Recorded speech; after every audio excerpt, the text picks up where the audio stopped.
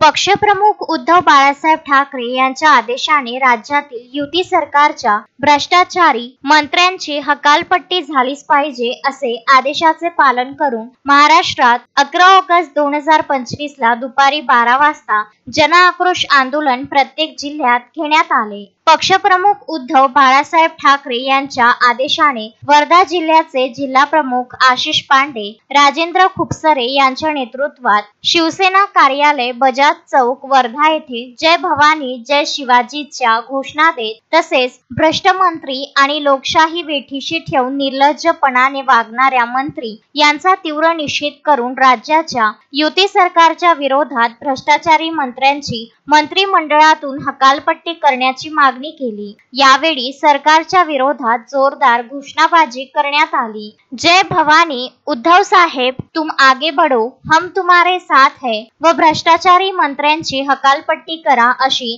जोरदार घोषणा देत बजाज चौक परिसर दणाणून गेला। या प्रसंगी उपजिल्हा प्रमुख रमेश कडू, सतीश धोबे, तालुका प्रमुख सतीश बोरसे, ललित वंजारी, अनिल गुरव, नागसिंग बावरी, सनी गौतम, युवासेना जिल्हा अधिकारी प्रशांत सातपुते, महेश चौधरी यांच्यासह आरवी देवडी, हिंगणघाट, वर्धा या चारही विधानसभेतील शहर प्रमुख, उपशहर प्रमुख, महिला आघाडी, अंगीकृत संघटना, आजी माजी पदाधिकारी व अनेक शिवसैनिक कार्यकर्ते उपस्थित होते। अश्विन शहा, विदर्भ न्यूज, वर्धा।